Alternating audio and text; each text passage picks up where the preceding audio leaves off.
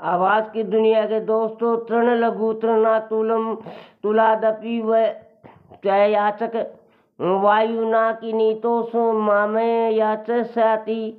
संसार में एक तिनका अत्यंत हल्का होता है, तिनके से भी अधिक हल्की रूई होती है, परंतु याचक को तो सबसे अधिक हल्का माना गया है। अर्थात व्यक्ति जब कोई चीज किसी से मांग बैठता है, वह सभी चीजों से हल्का अर्थात तुच्छ माना जाता है। वरम प्राणी प्रतियाज्ञो मान भंगे न जीवनात्, प्राण त्यागे क्षणम दुख मान भंगे दिने दिने। अपमानित होकर जीने के बजाय मर जाना अधिक अच्छा है, क्योंकि मृत्यु से तो क्षण भर का ही कष्ट होता है, परंतु अपमानित होने पर तो व्यक्ति प्रतिदिन मरता रहता है। सज्जनों, भाव ये कि व्यक्ति को अपना जीवन सम्मान पूर्वक बिताना चाहिए। अपमानित होने की अपेक्षा मर जाना इसलिए श्रेष्ठ माना गया है, क्योंकि मरते समय क्षण भर का कष्ट होता है। अपमानित व्यक्ति पग पग पर दुख झेलता रहता है। प्रियाक प्रादेन सर्वतुष्यंती जंतवः, तस्मात् दे वक्तम वचने का दरिद्रता। मधुर बोली वाले से सभी प्राणी प्रसन्न रहते हैं, अतः व्यक्ति को सदा प्रिय वचन ही बोलना चाहिए। उसे चाहिए कि वे वाणी में अमृत रूपी मधुरता घोल कर बोले। व्यक्ति को वाणी से दरिद्र नहीं होना चाहिए। मधुर भाषण के लिए कहा गया है कि जो व्यक्ति मीठी बातें बोलता है, प्रेम पूर्वक व्यवहार करता है, वह सबको अपना बना लेता है। अर्थात मनुष्य को मधुर भाषण करने में कंजूसी नहीं दिखानी चाहिए। सज्जनों, संसार विस्पक्षे दे फले अमृतोपमे, सुभाषिंच स्वादु संगति सृजने जने। संसार एक कड़वा वृक्ष है, इसके दो फल है, दो फली अमृत जैसे मीठे होते हैं, एक मधुर वाणी और दूसरी सज्जनों की संगति।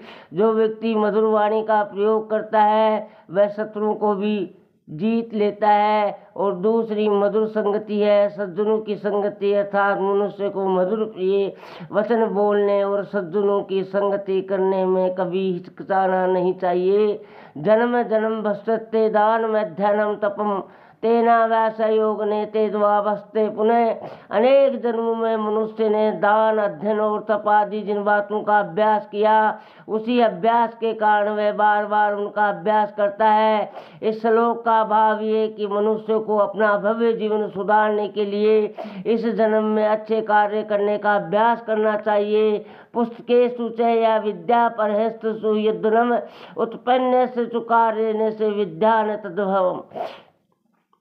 जो विद्या पुस्तकों तक ही सीमित है और जो धन दूसरों के पास पड़ा है, काम पढ़ने तो वह विद्या काम आती है और नहीं वह धन। मनुष्य को ज्ञान अपने मन से होना चाहिए। पुस्तकों में लिखी हुई विद्या का कोई लाभ नहीं जब तक उसे कार्य रूप में बदलना न जाए। भावार्थ यह है कि जो विद्या पुस्तकों में लिखी हुई है और जो धन दूसरों के हाथों में है, काम पढ़ने तो वह विद्या काम आती है और नहीं धन। आवाज की दुनिया के दोस्तों, अध्याय का सार।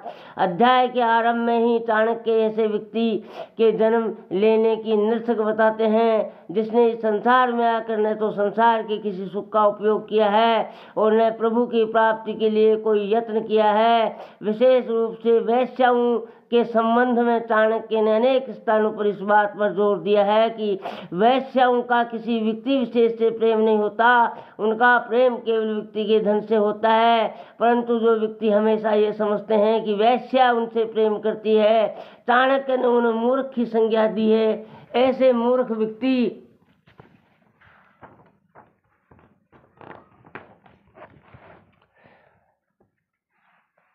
मूर्ख व्यक्ति को चाणक्य समझाते हैं कि वैश्या उनसे प्रेम करती है और उसी बहकावे में वे कठपुतली के समान उसके इशारों पर नाचते रहते हैं। मनुष्य के स्वभाव के संबंध में उनका कहना है कि अधिकांश व्यक्ति धन संपत्ति और सांसारिक सुख प्राप्त करने के बाद अभिमान करने लगते हैं। इसी प्रकार जो व्यक्ति इंद्रिय भोग की तृप्ति में लगा रहता है, उसके कष्ट कभी समाप्त नहीं होते और यदि स्त्रियां चाहें तो बड़े से बड़े तपस्वी व्यक्ति के तप को खंडित कर सकती है।